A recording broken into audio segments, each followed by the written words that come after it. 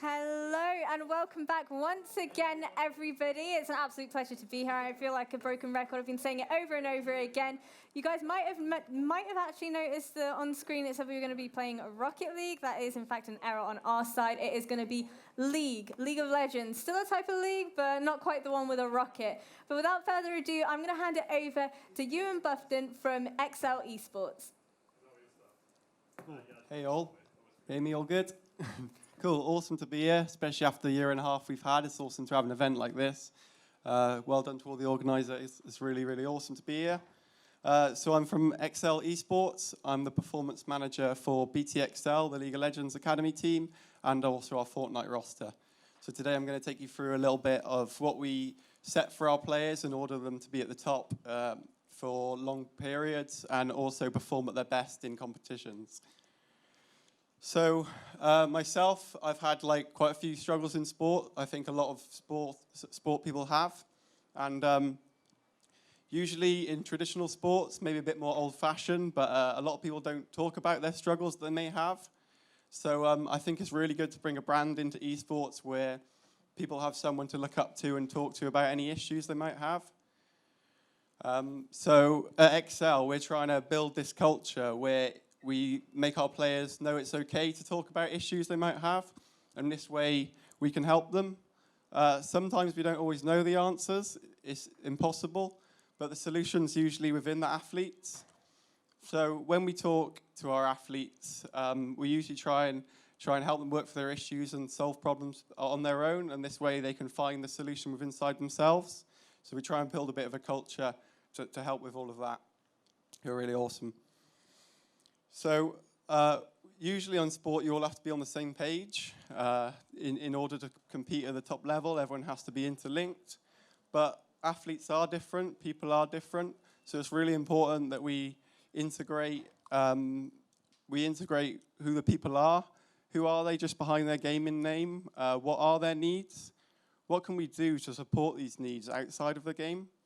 I think when you get some development outside the game, these players can become more energetic and more focused and therefore even better inside the game. So I think taking this holistic approach is super important. So as you say, at XL, we've really, really invested in this holistic approach. We've now got 4 sports scientists and hopefully growing, which is really nice to see. These players can come to us for help and support on loads of areas. We look to help people grow as humans, get a lot of personal growth. And as you say, you want them to walk away from esports feeling like they've developed something outside of the game, not just as mechanical players, as sort of robots. We like to think that they've developed further and they can take things on after into their life. So we basically base our performance approach on 4 pillars of performance. These pillars are sleep, exercise, nutrition, and also the psychological mental game. So I'll sort of take you through these areas of how we might support the players, get a bit of scheduling, and maybe also some stories from myself. So first, sleep, I think, is crazy important in esports. And I think, obviously, in traditional esports is really, really behind. You have a lot of late sleep times, bad sleep schedules, people not getting enough sleep. If a team's sleeping more efficiently, waking up energized, where another team maybe had a bad schedule or rubbish sleep, they're waking up groggy. The team that sleep well is already 2 steps ahead of them. So I think it's super important, this area. So at XL, we like to monitor people's sleep. We look at different sleep patterns they have, maybe how much REM sleep or deep sleep they might get. And this way we can approach the individual and help with these issues. Maybe if their sleep time's a bit off, we'd help with wake-up times or pre-bed routines. And this way we can help them improve their sleep. Therefore, they're waking up better mentally, they feel more confident, and they can go on with the day starting, especially when you're playing at elite level and you have to scrim for 6 hours a day, maybe play 2 hours individually. It's really important they're fully energized. So sleep's really, really important. So moving on to exercise.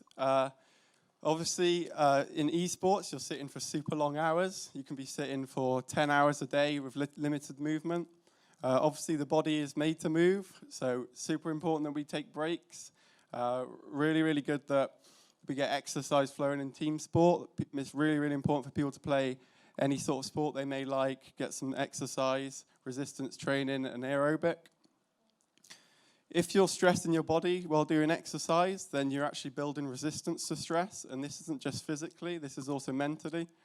In a lot of sport, there can be a lot of obstacles, and if you train and progress and you overcome these obstacles, then it can increase your confidence and ability to overcome stress and obstacles in the past. So really, really important for elite players. So at Excel, we make sure we monitor our players. We do health checks, medical checks. We look into these players with physios, see how their posture is, how they're sitting, and cater exercise programs to them. We may look to do 2 times a week resistance training as a minimum, and also 2 times a week aerobic, so increase the heart, the blood flow. Also with players with certain wrist injuries and such, increasing blood flow helps with the waist and also just strengthens a lot of weak areas they may have. So super important. Sometimes you have to really, really cater to the individuals. As you say, a few of my stories might not show how amazing we are. We also have some few errors. A few of my players, one of my players pushed himself in some team sport, and usually he's slower moving around the pitch, doesn't do too much movement. I encouraged him to try and work a bit harder, and he fell over and dislocated his knees. So try not to push them too hard.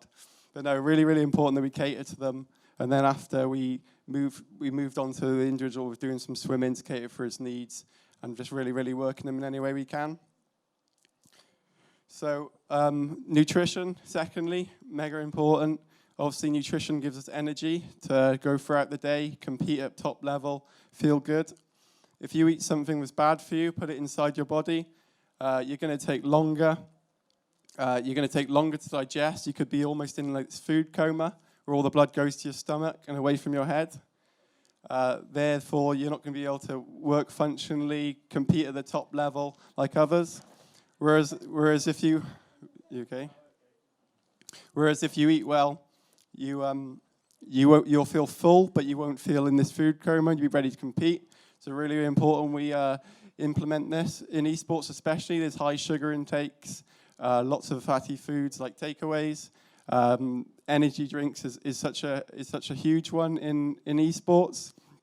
I did have a player who used to drink 2 to 3 energy drinks a day, and I was trying to take him off it gently, and then one day I sort of had enough and was like, no more sugary drinks, no more chocolates in playing, and then the day after, he went really, really ill. But luckily, we're sponsored by a lollipop company, so I could lean a bit of sugar back into him.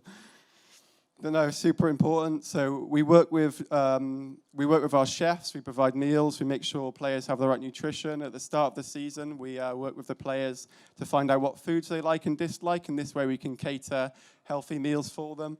It can be really hard when the players just tell you they don't like anything green, but we try and do our best. Yeah, so finally, psychology. Obviously, having a good mental in esports is super important. At elite level, when these players are working in super stressful situations with 1,000 people watching, social media putting pressures on them, just wanting to perform themselves, obviously there's so much stress that can come down on them. So we really encourage players to openly talk about issues, the stress they may be feeling. If there's ever an environment where players don't get on, we get them to talk up about these issues, and therefore we work it out as a team and find a balance and coordinate together in order to make everyone happy. Because I think having an important team environment is definitely one of the most important in esports. So with all these 4 pillars of performance, how much do they make a difference individually? They do make a difference, but we're not too sure how much. But I think they're all interlinked. So if you push these players on all these pillars of performance, so I said linking back to who they are, where they need improvements, they can become better people. They have better sense of mind, better confidence, better mental health. And all these factors incorporated with feeling like you're in a trusting team environment where you can talk to coaches, team members about anything and everything and know that it'll be sorted is super important in esports. So I think everything's interlinked, and this approach in esports is really, really important. And this is how players stay at the top level. Cool, thank you. Has anyone got any questions?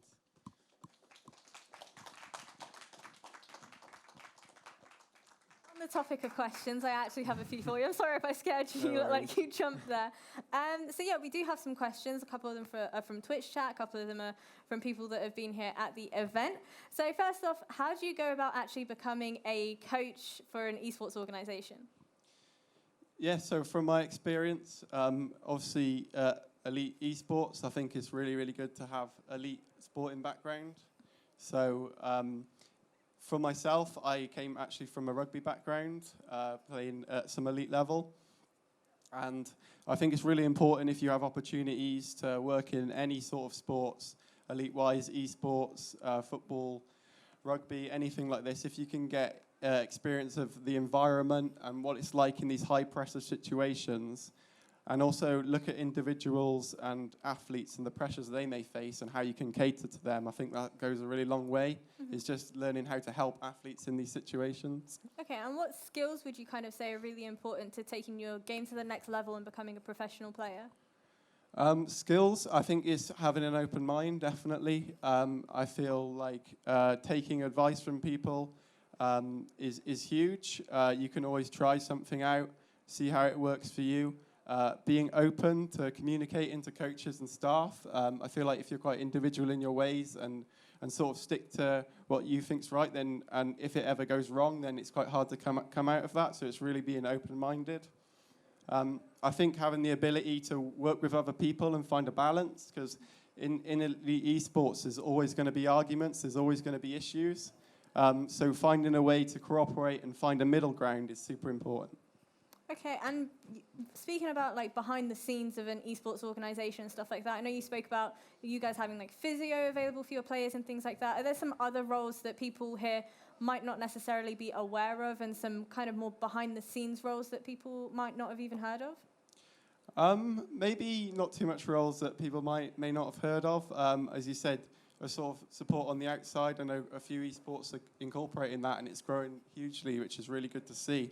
But no, I feel like maybe behind esports that people always go beyond the extra, and I think that's why esports is so special, because people do speak with each other as they link back to traditional sports, where there's maybe not this connection of support that people need in that elite environment. So I feel like even like our coach, as Simon Swiffer, he is our head coach, but he's also like a psychologist to the players and really helps them through. So I feel like there's other roles within other people's roles.